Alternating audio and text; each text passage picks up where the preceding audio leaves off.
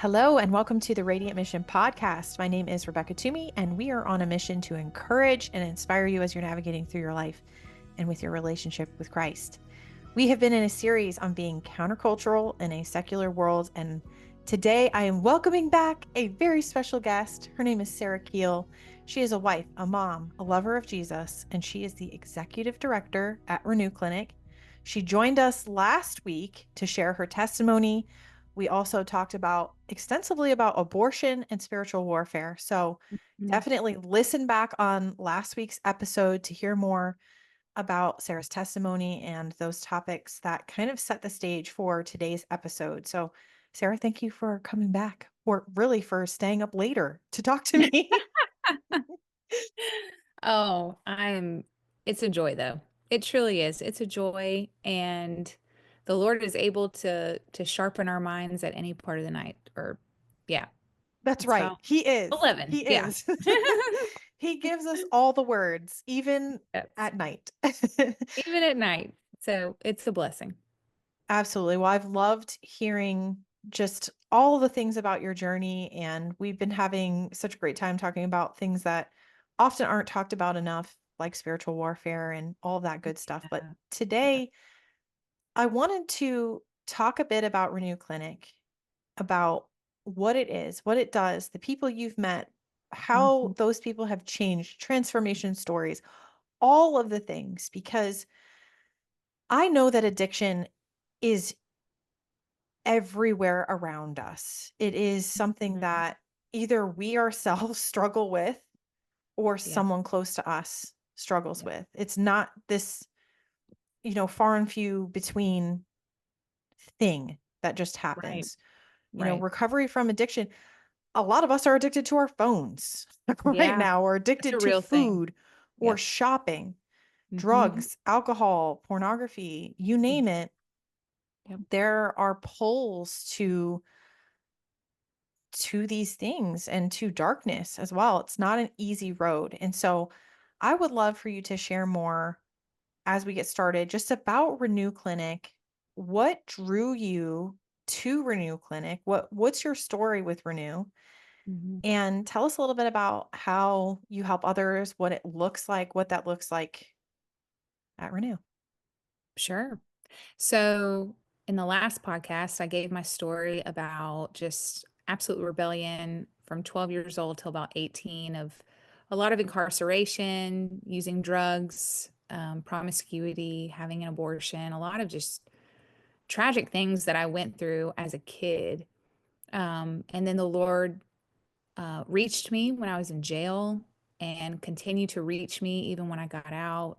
And, He gave me a purpose. There was a reason that He pulled me out of the mud and put me on a rock and told me He loved me and forgave me of my sins and died for me. And it's really to proclaim His name until the day I die. I truly believe that. And the mission field that He's put me in continually, and I guess I've just been drawn to the mental health field, the addiction recovery field. And up until 5 years ago, becoming the director of Renew Clinic, I worked in the secular world. I worked for DCS, I've worked for various behavioral healthcare companies, and I always, always, always struggled as a Christian, having this powerful encounter with Christ and knowing that He is the answer. And I don't mean to sound too reductionistic or just give it like an oversimplified, Bible Christian answer when I say this, but He is truly the answer for the needs of our soul, our lives, our bodies, even. I mean, He's everything. And whenever I Mhm. realize that, it's hard you can't unsee that. You Yeah. can't unsee recognizing Jesus as Lord. Yeah. That becomes your full reality. And so whenever I was working in the secular industries, and there's a lot of meta narratives Mm. and belief systems and ideologies, philosophies, worldviews that are not biblical worldviews, and I did have a biblical worldview. Mhm. or that are antithetical to the gospel, I really struggled. And, working, I would say that the mental health industry, the addiction recovery industry, um, is in large very progressive. Um, the New Age has very much influenced psychology, clinical work, even the medical industry. Eastern mysticism has also very much influenced, especially um, like the mental health world. I remember going to conferences and we would have seminars on mindfulness and chakras and biofeedback, which biofeedback isn't necessarily a bad thing, in practice, but it can get very new agey and just, you know, these are spiritual practices. They want to treat it as a secular practice, but they are spiritual in nature, and people are opening themselves up to spiritual practices when they do these things. Things like yoga, you know, um, this is all just like part of the mental health world. And so, as a Christian, being surrounded by this and people who have spent many, many years of their education going to colleges that teach this, most people, even working there, there's a few people with a biblical worldview, but I would say most people did not. Mm. I felt very frustrated. Mhm. Um, but I know that God had called me to this field, to the helping field, because I wanted to help people.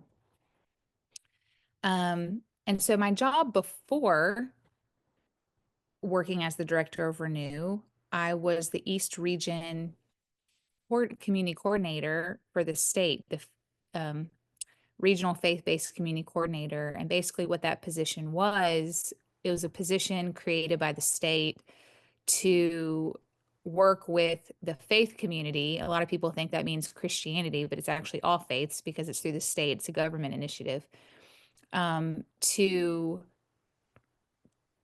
bring education into I would say, the faith community, but primarily the church, bring education from the secular world to teach about mental health, addiction. It almost, and I need to be careful what I say because I have good friends that still do this, but to me, it was, I believe the church should be leading the conversation on addiction and human suffering and helping people. And I don't think that the secular world is all bad. I do think that there's a lot of wisdom and knowledge that people can get in the secular arenas without being a Christian because, the Bible says that creation declares the truth. And so that's why no one's going to be without excuse. So there's a lot of truth that people can gather, a lot of uh, ways that we can observe human behavior and come to certain conclusions to help people. So I'm not saying the secular world's all bad or don't know anything, but it's not informed by Christ. And Mm. so the solutions are often fall short Mhm. of true biblical freedom and spiritual liberation. Mhm. Um, so when I worked in that position, Mayor Jacobs, Glenn Jacobs at the time, he actually introduced me to a group of pastors who were pastors of these churches in Knoxville, several different churches, larger churches, crossing denominational lines. And the lead pastors came together, had a conversation with Mayor Jacobs. And because he basically said, government cannot fix this issue, talking about addiction. And he Mhm. said, I want you all to do something. And so these churches came together. They started talking with me because at the time I was working for the state for the faith-based initiatives. And we collectively kind of came up with this dream of Renew Clinic. Mm. And all of these churches put their resources together and they ended up hiring me to be the director. And so when they hired me, there was no website, no building. I was the one staff member I was like, I need to get business cards. That's what I need to do. We need a website, I mean, it was just like bare minimum. Hmm. Um, and God has just really made this ministry flourish in a very short period of time. Mm. What year was that? So I was hired in 2020. We opened the doors in 2020, May of 2021. So we've had our doors open for 3.5 years. I've been on That's staff awesome. almost 5. Yeah. That's awesome. And I love that this is about a Christ centered avenue and way to combat addiction. Because as Mm-hmm. we talked about last week, there is such a dark side to addiction, a spiritual, warfare side to this, that we're in a battle. That many of the folks that are coming through your doors and that are looking for help, they're gone through the darkest of dark. Right. And I don't know how that's combated without the Lord. Mm-hmm. It's interesting you mentioned the secular health space. You and I had talked, and I've talked about this episode on the podcast before, about an episode on the Confessionals podcast where a psychologist, psychiatrist, whatever his role was working with schizophrenic patients and unknowingly discovered that, whoa, there's a spiritual component to this.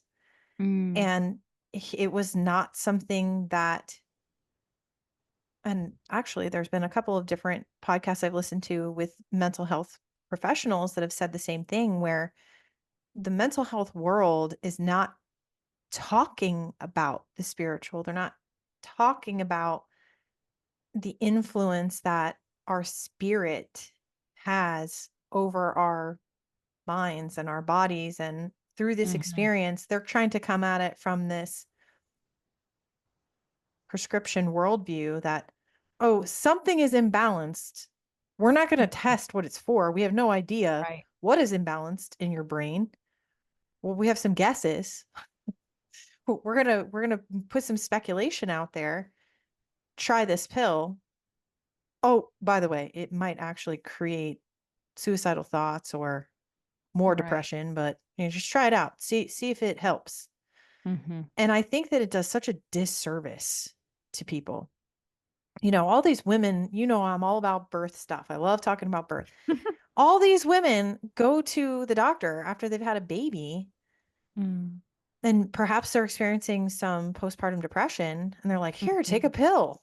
Take a pill. You'll be all better. And we're not addressing the whole human. Did she just go through Right. a traumatic birth experience?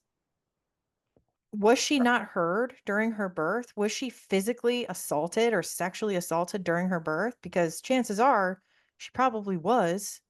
It's such a Mm-hmm. common thing, but we don't see it that way because we're so dissociated and separated from the whole Mm-hmm. process. And we're the things that happen to us in those spaces are normalized, and we are groomed for years, from the teenage years when they have us going to these OBs and they're checking our cervix.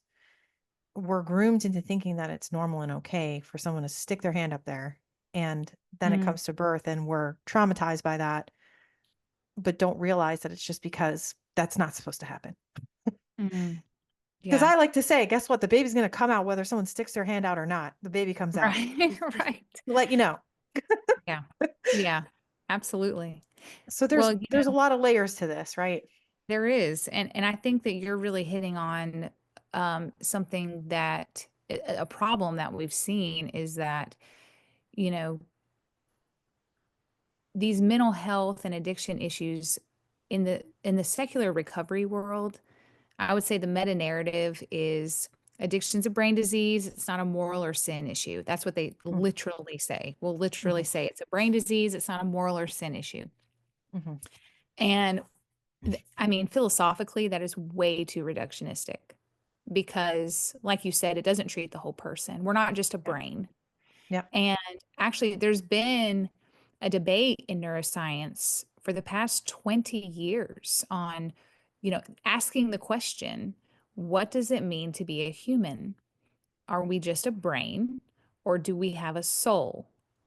And the atheist with a Darwinian worldview who believes we're just a high form of animal and this is all an accident would say that we are a brain that came together accidentally over billions of years. And the philosophical implications of that really is that there's really no meaning or purpose to anything if they're going Mm-hmm. to be intellectually consistent, philosophically consistent. But that humans are basically a high form of animal with neurobiological impulses. Therefore, they're not morally on the hook for anything. Um, and the best thing we can do is try to get them to a level of functioning, forget flourishing, just a level of functioning, um, because they've basically been condescended down to a brain with a disease. They don't have a choice, which keeps them in bondage, which removes choice, which also removes freedom. And I think it's actually a dehumanizing conversation. But that conversation, that addiction's a brain disease and not a moral or sin issue, that is actually propagated and propped up to quote, reduce stigma with addiction. Welcome to Zoom. Yay! To, yeah, we're having a party at 11:11. But it's an attempt to reduce stigma. But we find it at Renew Clinic to be very stigmatizing because it places a label on people and it also reduces what it means to be human down to a brain without Mm-hmm. choice. Mm-hmm. We have a soul. And if addiction is truly, it's always been said, even in AA and NA, which isn't Christ-centered, but it's always been said that it is a spiritual disease. And if it's a spiritual disease, you can't, and the same people who are in AA saying it's a spiritual disease are the same people propagating that it's a brain disease. So you can't have both. There's inconsistencies there. Mm-hmm. But to say that it's a spiritual disease, what does it mean to have spiritual liberation? And there's a lot of different ideas about what true spiritual liberation is. And to the Christian, spiritual liberation is only through Jesus Christ. Mm-hmm. And so, um, these are actually some of the conversations that we feel called to engage in with the secular community. Mm-hmm. We find that the secular world is a mission field. Mm-hmm. Even the already recovered world. There's a recovery community out there that isn't necessarily Christ-centered. That's Mm-hmm. also a mission field to reach with the gospel. Like it's not a higher power. You don't have to just settle there. You can actually know him. You can know the living God, and it's such good news to know him. Because he actually put on flesh and walked this earth. He's not some carved out image in your mind that agrees with you all the time. Like it's better than that. Mm-hmm. Mm-hmm. Um, And so I think that that's part of our mission field as well, is to kind of push back against some of these meta narratives that are just so easily accepted.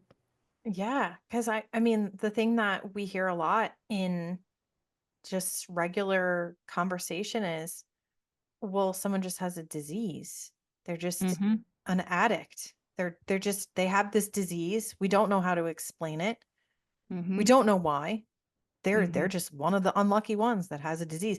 Oh, also the grandma had it. Mm-hmm. The uncle And they'll had say it. it's genetic. Yeah. Yeah, it's genetic. It's a genetic Mm-hmm. disease. Mm-hmm. But what about the whole person's life? The Right. whole story, the grandma's life, the uncle's life, you know? Mm-hmm. There's so much more to addiction than I feel that mainstream makes it out to be. Yeah. Then The the physical spiritual body. side. I Yeah. mean, there are like some physical realities that could be interesting. Like epigenetics is pretty interesting when you look into it. Hmm. And addiction does affect the brain. You can see it on a brain scan. But that's still but still to interpret addiction as just what you see on a brain scan is still way too that's a philosophical statement to say it's not a scientific one, it's a Hmm. philosophical one. And it's reducing people down to it's too reductionistic because there's so much, there's an unseen realm, there's a physical body, there's a mind. Um, I mean, there's so many moving parts to addiction. And we believe at Renew Clinic that addiction foundationally is misguided worship. Mm. So when people are running to a substance constantly, it's a form of escapism, which Hmm. you pointed to earlier. There's a lot of different forms of escapism, Hmm. but addiction is running and attaching ourselves to something, bonding ourselves to something other than God for comfort, for pleasure, for satisfaction. Um, and it's also psychologically an avoidance disorder. It's avoiding pain. It's a bonding disorder and an avoidance disorder psychologically, but spiritually, it's misguided worship. And the way to spiritual liberation is to point people to true worship Mm. of Christ and obeying Him and living for Him. And that's a very simple way to put it. There's a lot there to it. There's a lot of, It's an awesome way to put it. I feel like you really said a lot in a very condensed way that explains a lot of this. I mean, especially what pops in my mind was pornography addiction, and Mhm, it's an escape. It's a way that people are escaping their reality, or even substance abuse like smoking marijuana. They're just mhm, escaping rather than facing emotion, talking mhm, about what they're feeling, talking about they just escape. I mean, you could even put smoking cigarettes in that category, right? Because it's an mhm, addictive substance. That's just a couple minutes of someone checking out and escaping mhm. their life. So Yeah. that is a very it was a great explanation. Well, it could also point to like a longing to connect, Mhm. a longing to feel okay in this world, a longing to have some peace. I mean, it can also point to some longings that aren't necessarily bad longings. We're Mhm. just going to the wrong thing to get it, Mhm. Yeah. and so yeah, I just think addiction is way more complex. People are way more complex because we're not just a high form of animal. We're a low form of angel. And Tell me more to, about that. yeah, so Dr. Cofield, he's a clinical psychologist. He's been on our board for a while, but he's also a pastor.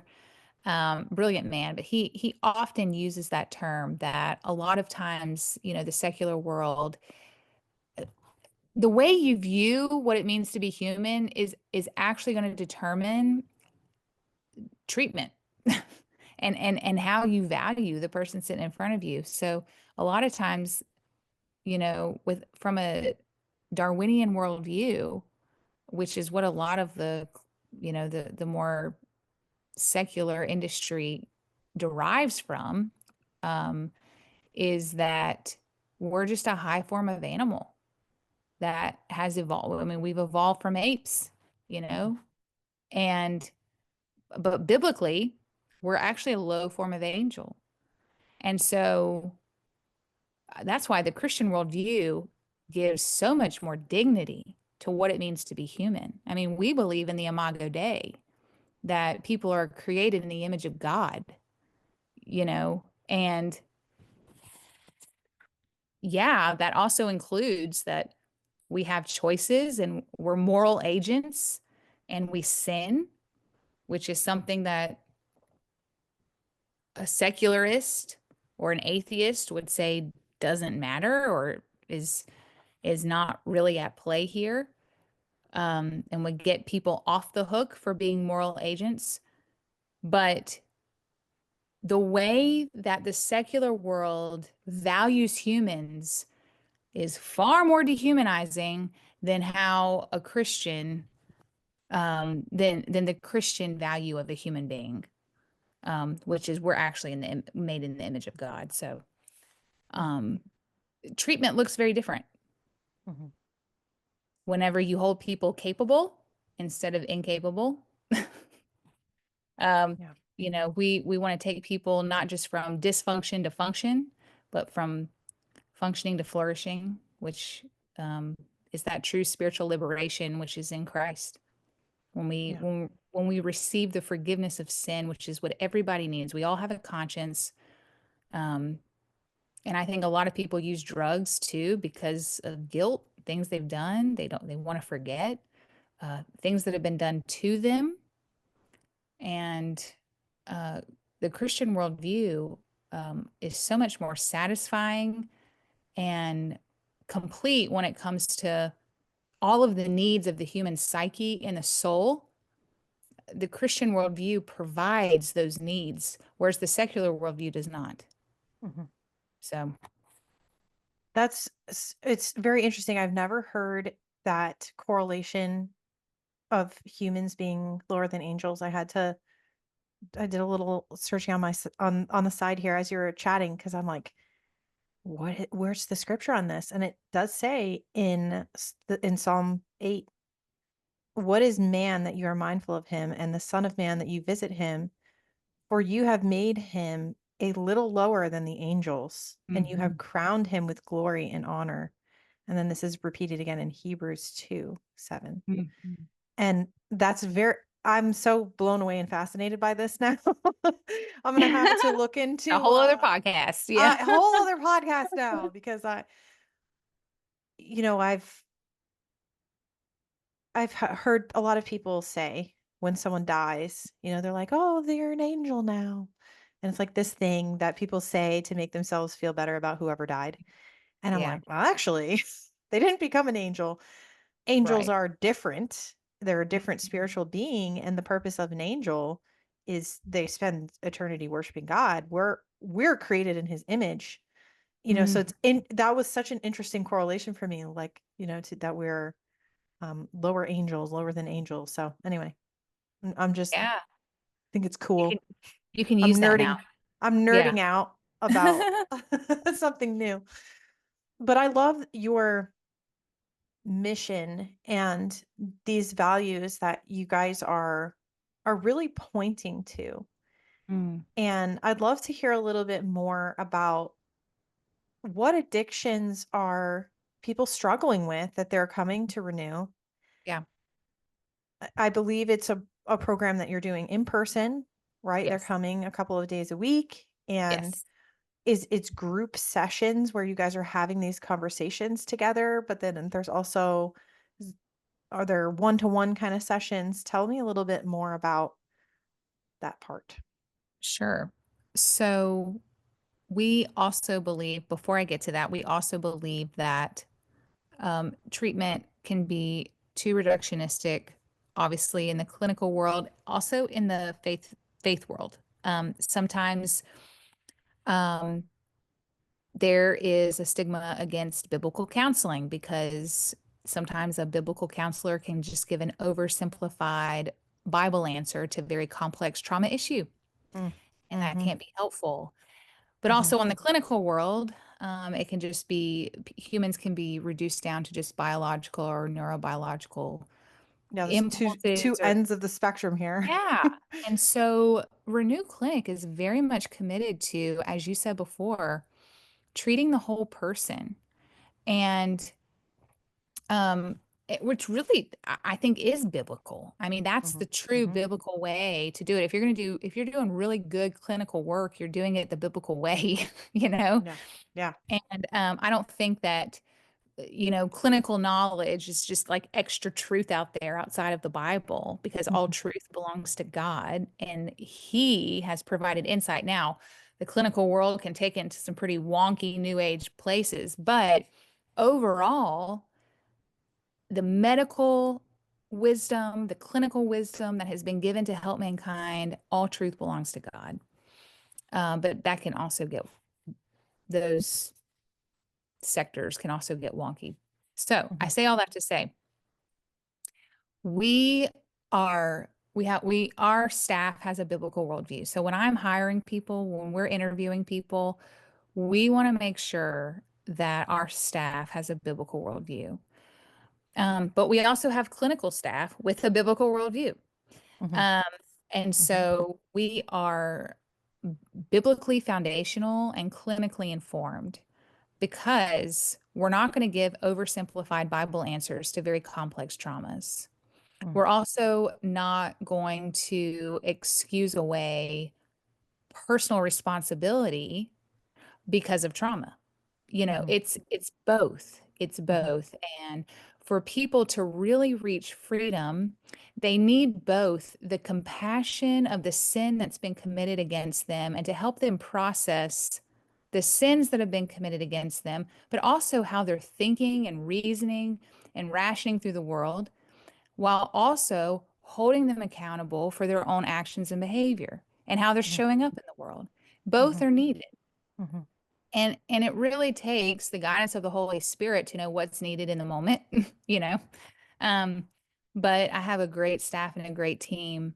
Um, but our treatment portion, we meet 3 days a week, Monday, Wednesday, and Friday from 5 to 8 p.m. So it's 9 hours of intensive group therapy for a minimum of 12 weeks, I would say.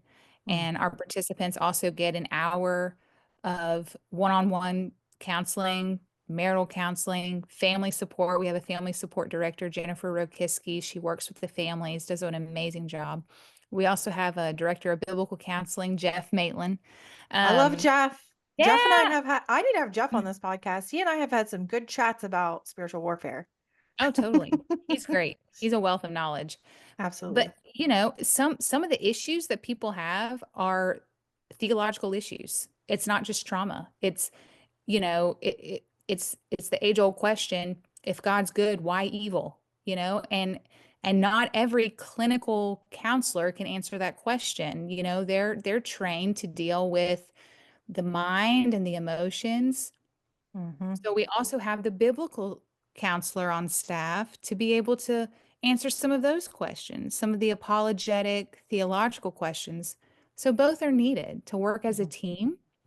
We don't think it's just the clinical personnel that's going to help people or just the biblical personnel that's going to help people. It's going to be both that are all filled with the Holy Spirit to help our people. So that's the more like IOP, intensive outpatient portion. And I would say Hmm. that's the main function of Renew is the treatment. But like I said, I also think we're called to speak to these meta narratives through podcasts and conferences and things like that, educational workshops, to make a case for Christ in a secular world and to reach people for Christ in the already recovered community. Mm. I love that. I love that. That is amazing. Now, there are kind of three buckets that I wanted to touch on. I'm going to Mhm. leave it to you to to kind of make the decision on which way to go first, because there are those that may be struggling with addiction now. They are trying to walk with Christ, but they are struggling with addiction, or maybe they recently went through recovery. That's kind of the second. And then the third are those that are like me that have friends and family that are going through struggles right now Mm. and don't know how to help those around us. Yeah. I'd love for you to kind of share maybe a little bit of advice or thoughts or encouragement for those groups and however order feels right to Sure.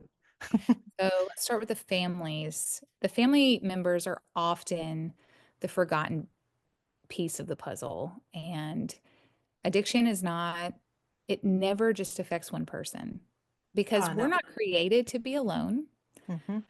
We're not created to just be neutral beings walking around, just, addiction's only hurting myself. Like, no one is neutral. You're either giving life or taking life. Um, uh, living for the kingdom or living for the flesh so there's no neutral ground. So our actions affect people, our choices affect people, and families are affected.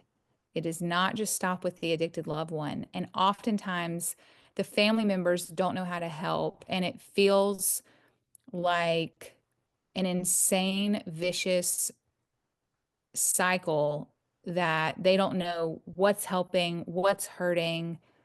Um, Nothing makes sense to them. They don't know how to make sense of addiction. They think a lot of times, especially from the Christian community, because we're taught to have Christian charity, but that can also turn into like enabling. Mm, So family members don't realize that they're actually hurting the situation by giving their loved one money and continuing to bail them out of jail and, giving them a place to sleep at night when they're still using. And I understand, I cannot imagine, especially for the parent who has a child and you're going against every natural inclination that you have to care for the needs of your child who could be addicted to drugs and to tell them, no, you can't come in the house mm, and it's cold outside. mhm, Or to say, no, I'm not giving you money. And the child's saying, I'm starving, I'm hungry. I mean, I can only imagine what that's like to have to draw those types of lines.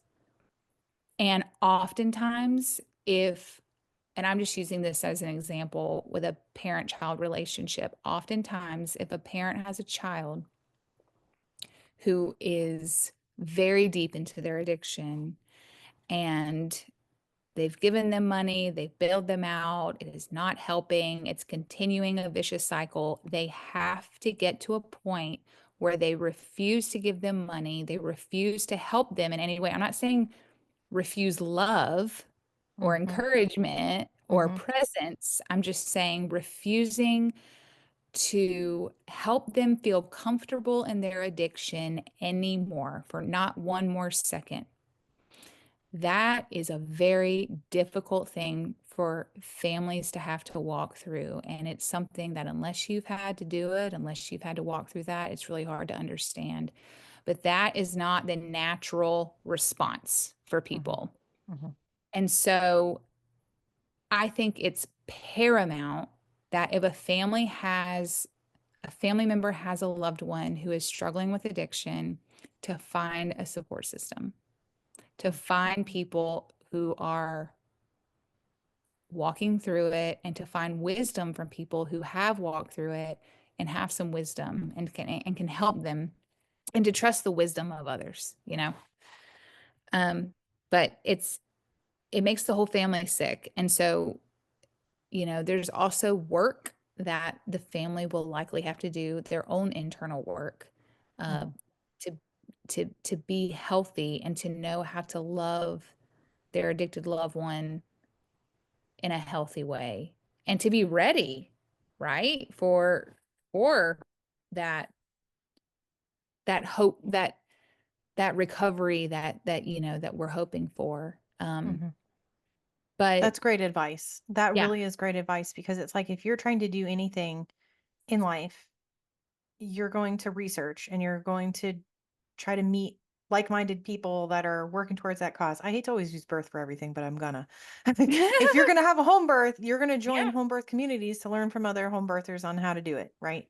right, If you are experiencing a loved one that's going through addiction, find community with others that have walked that path before that can, help guide you through that. That's great advice. yeah, Because I think yeah, so many of us feel like we're just walking along in isolation. mm-hmm. And I know that AA has they have a Al-Anon, thing, yeah, right? They have like a thing for the families or whatever. Al-Anon, yeah, So I can guarantee there are Christian communities of people that are doing yeah, similar things, yeah. right? And we are at Renew. I mean, we welcome family members even if their loved one is not going through treatment. I Mhm, mean, and it's a free service. It's just a community that I would say that we're building as mhm, well, of family members that, they're just, man. And it's helpful just to hear and be in life with other people who are going through it with you too, yeah, because like you said, it yeah. can feel so isolating. Absolutely. I know So my isolating. sister's not here today. She is my co-host and is here a lot of the times, but she actually has shared on the show before, and this is something she would be comfortable sharing if she was here. Mhm. She experienced eating disorders. She struggled with bulimia and anorexia for many years, and she feels in many ways that it's a form of addiction in its own way, because she became Mm. addicted to, um, the her response to stress, and whatever the case might be was her eating disorder. And she actually had changed her major because she wanted to go down the path of becoming a mental health therapist at some point, Mhm. specifically for the families, Yeah. because of how hard it was for her to go through. And none of us know what to do. She's Yeah. going through it, and we're like, what do we do to help you? And Right. all of us were saying these things. We wanted to help, but we couldn't. We didn't have any tools to be equipped with that. Now, she didn't end up going down that path of pursuing that degree, but now she gets to talk about it on the podcast and share, with Exactly. others, which is good. It's a positive thing. Yeah. But it's just an example of another area where families need support too. It's the person is going through it, but it's not in isolation. There are others that are impacted by what is going on with that person. And Right. for me, being so, she and I are very close, and being so close and watching her, I thought she was going to die. Like, I literally was watching her kill herself. And that actually is what it came down to, was I Mm. didn't know what to do. I was at my wit's end. She was in college at the time. When I finally said, I can't talk to you anymore. Like, we talked every day, Yeah. texted all day. I said, I until you get help, like, I can't watch you die. Right. And that was the thing. She was like, I'm not gonna lose my sister and not talk to her. And she finally started going to a program for her eating disorder. And that was, a time where we were able to move through that together. But I didn't have the tools to help her. I just Mhm. knew that she needed help. And it would have been really cool if I had support back then too. you know, Yeah. I mean, we're Yeah. talking 20 years ago. So Yeah. again, probably didn't have the internet barely. I know.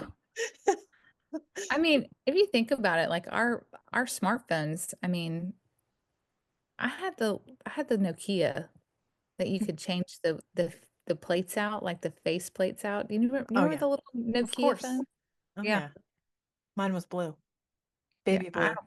yeah, I had all kinds of different face plates for that thing, different Absolutely. ringtones. Absolutely. But it's, now it's, for a lot of people, can find these types of communities on Facebook. Facebook groups. Facebook is funny. It's like the new forums. You remember forums back in the day? Mhm. Mhm. I find that with Facebook a lot, that there are mom groups, there's homeschool mom groups, there's women that are recovering from the copper IUD group. I'm in that one. You know, Really? the Oh yeah, copper toxicity is a real thing, Mm, and it can literally give women anxiety. And then women go to really? the doctor and they prescribe them drugs for anxiety, and really it's Yeah. the copper that's leaching out into their bodies. Uh, There's also support groups for the plastic one, Mirena, because that one can cause suicidal ideation. There's all kinds of support groups out there. So, all gosh. these things are just happening to our human bodies as we're being, told these things that are a distortion. And Mhm. it's kind of a common thread that we've talked about on this podcast, is God's design for our bodies and our health. Mhm. And really taking a step back to look at the body holistically, and what each organ does to work together to, give us life and health. Mhm. And Yeah. of course, it's not something that we're promised, but we don't help ourselves when we get involved in pharmaceuticals that impact our liver, impact our thyroid, impact Mhm. our hormones or our endocrine system. Mhm. We end up creating problems through that it takes sometimes a veil being dropped to even see it, because I didn't for a long time. I mean, I took every Yeah. birth control that existed Mhm. as a believer. Didn't think that there was anything wrong with it Yeah. until I paid for it physically and mentally, and started to see that it was just a trick. It's just this lie that I'm sold. And guess what? Learning about our fertility is actually a lot easier. I mean, I was Yeah. 30 whatever years old when I first got the book Taking Charge of Your Fertility. And was like, wow, God is very smart. He designed our bodies extremely well. We are Yeah. on a cycle that is predictable. All we have to do is pay attention. But, I digress. Okay. So, family's advice is get Yeah. a support system. Yeah. Absolutely. Get a support system and don't hide, what's going on in your home. Um, Reach out to a trusted friend. And sometimes that's just the first step for somebody is, Mhm, the first step for the addict is to confess, right? To admit that I'm powerless over my addiction, my life's become unmanageable. Only a power greater than myself can restore me to sanity is, part of the 12 steps. Obviously, that's Christ. But the family member has to do that too. You know, our lives have become unmanageable. This isn't working. This is an addiction, and sometimes that's hard for the family member to actually confess as well. Um, I think everybody has to get to that point. And for some, it's harder than others. But yeah, find that trusted person, talk to them, get a support system, get a support group of people who are going through it, people who have gone through it, where they have that wisdom, mhm, and pray, pray, pray, pray. My mom prayed for me, and um, and I believe God heard her prayers. So, you know, it is ultimately the Lord that it takes a divine intervention for anybody to take their hands off of that drug and to want something better, to mhm, want something new. So just mhm. pray, pray, pray. So that would be my advice. Okay. Okay. And now, what about those that maybe are going through a struggle with addiction now, haven't fully recognized it, Hmm. or those who are kind of in the recovery process? Advice, thoughts? Yeah. So, I mean, so many different people are in different places. You Hmm. talk about like the stages of change. Some people are in contemplation mode, some are in pre-contemplation, some are in action phase. So people are going to be in different stages of like their readiness to change. Hmm. Um, Is there 3 stages? How many stages are there? A oh hundred? gosh. No, I think there's like four. Oh my gosh, I'm blanking. Hold on. There's pre-contemplation, contemplation, action. I think there's four or five. Hang on. Let me pull this up. But regardless, a lot of people stay in the pre-contemplation phase for a long time, which basically, hold on, let me pull up stages of change. Um, so here it is. Pre-contemplation, contemplation, preparation, maintenance, and action. So a lot of people hang out in the pre-contemplation stage for a while. And it says the individual is not yet aware or does not acknowledge the need for change. So if somebody is there, I would say my advice to that person is if you have more than one person in your life telling you, hey, I think there's a problem, or if you cannot enjoy life or enjoy anything without a substance, or if your life is centered around how you're going to get that substance, when you're going to use that substance, if that is the main thing that you think about most of the time, be willing to consider that there is a problem. Hmm. And whether or not we acknowledge it or not, does not mean that is not what determines if there's a problem or not, because a lot of times it's just our own denial or personal resistance to actually seeing the truth. But there's a lot of red flags that even a person in the pre-contemplation stage can recognize to be able to say, okay, maybe there is a problem here. Um, So the contemplation stage, I would say most of the people coming through our doors are going to be in contemplation or preparation. Um, so they're aware. So in contemplation, they're aware of the need to change. They're uncertain or undecided about taking action. A lot of times people come through and they start treatment because their probation officer is making them, or their job is making them, or their wife's about to leave them. And they become convinced as they are in treatment, oh, wow, this really is a problem. And then some people come and they are ready to change. Even they're walking through the doors ready to change. We just had a girl this week, her intake. I mean, she's just so sick of her choices. She's so sick of doing the same old thing. And that's such a beautiful place to be. She's so broken. She feels like, just so low in life right now. But what a beautiful place to be too. Mm. I want to encourage those people who are just like, I'm sick of my sin. Why do I keep doing this? Yep. But what a beautiful, and that can also be a terrifying place to be because you recognize your inability to change yourself, but it can also be such a beautiful place because that's often the place of surrender. And I want to Yeah. encourage those people. Yeah. So there are 5 stages of change. Thank I you. won't go That's through each of helpful. them, but yeah.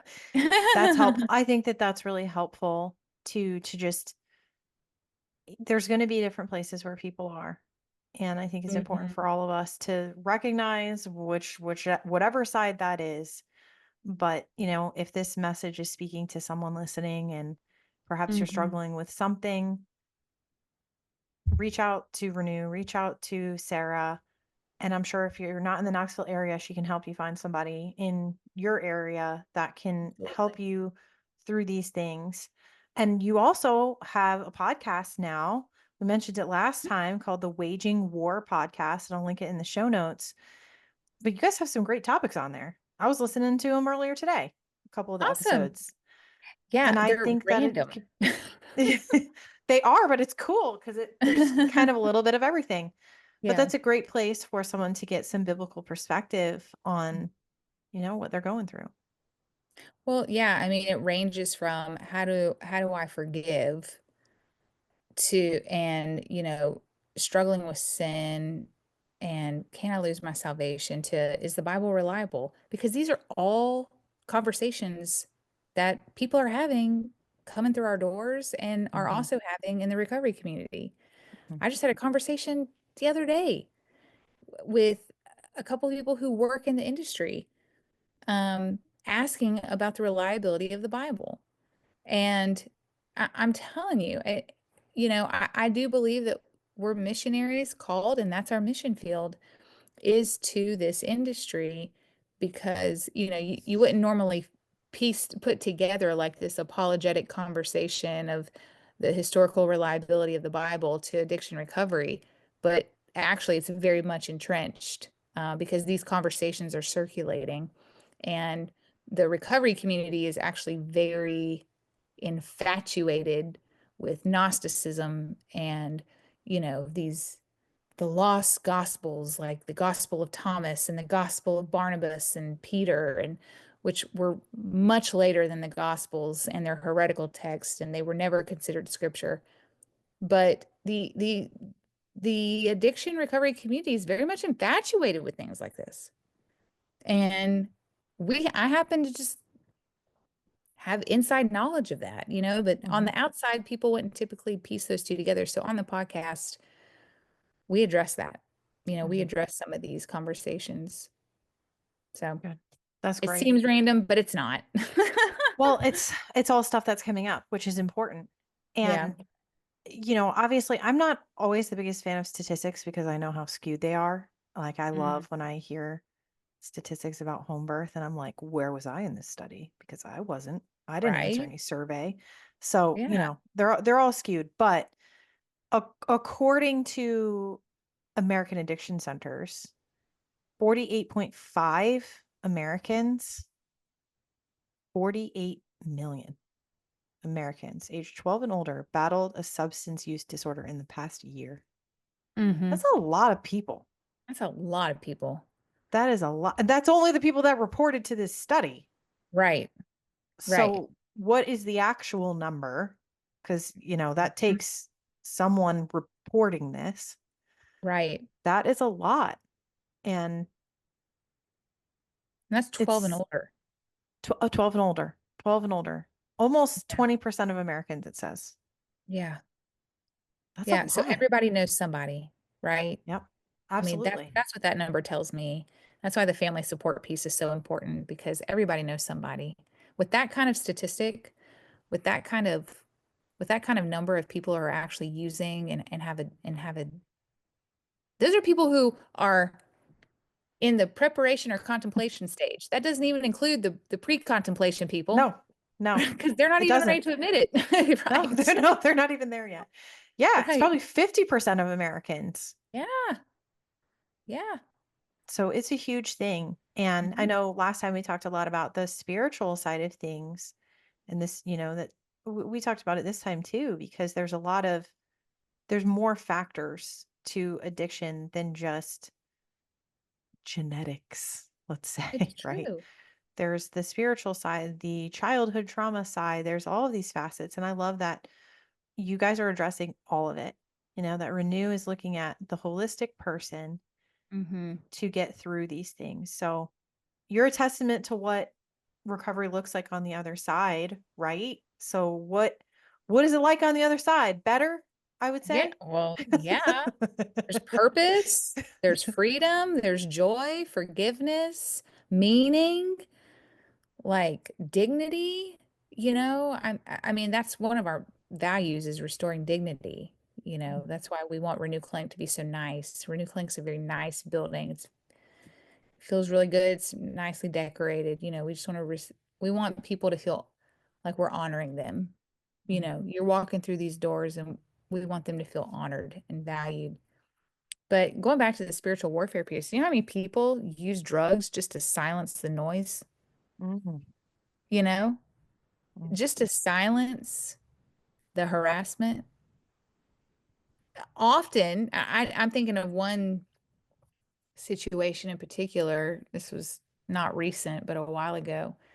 I mean, just haunted by the things they've done. Haunted.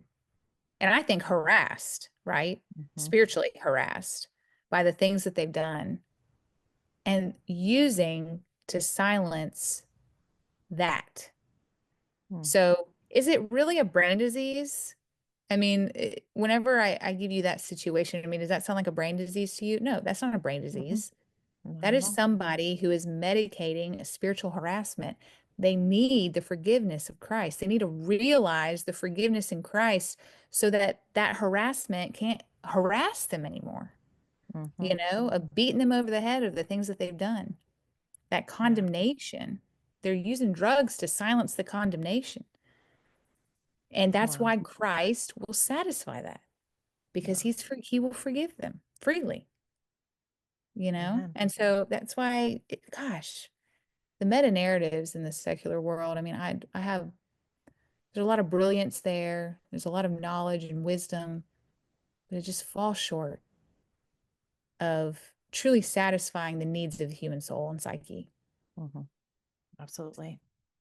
Well, this has been awesome. Are there Yeah. any final thoughts that you wanted to share before we close today or tonight or tomorrow? If we You just know, keep talking a little longer. I know, right? I'm gonna just fall asleep talking if I keep going. I'm telling you, Talk to you're us in like, your sleep. I bet you yeah. could do it. You'll hear the secrets that I keep when I'm talking in my sleep. Um, so I always want to encourage the struggling Christian. Always want to encourage the struggling Christian because that was me for so long. And I still struggle. I mean, I still do, but not like I did. Mhm, In the same way, I'm not saying I never will again either. I don't want to say that. But I just want to encourage the one who just feels as if, man, I keep doing the same things. I keep struggling with sin. I'm struggling with addiction. I don't know that I could ever be saved. And I just want to tell that person, you cannot save yourself. It is not the absence of sin that gets you into heaven. It is the blood of Christ. And so the only thing you can do whenever you're at the end of yourself and you cannot change yourself, you can't fix yourself, you can't make your thoughts better, you can't stop, throw yourself on Christ. And He is the faithful one. He's the faithful one. And He knows, it says, what's impossible for man is possible with God. It's impossible for you, truly. You recognize that. That's why you're discouraged because you recognize you struggling Christian or person who is not yet a Christian or is struggling in their sin.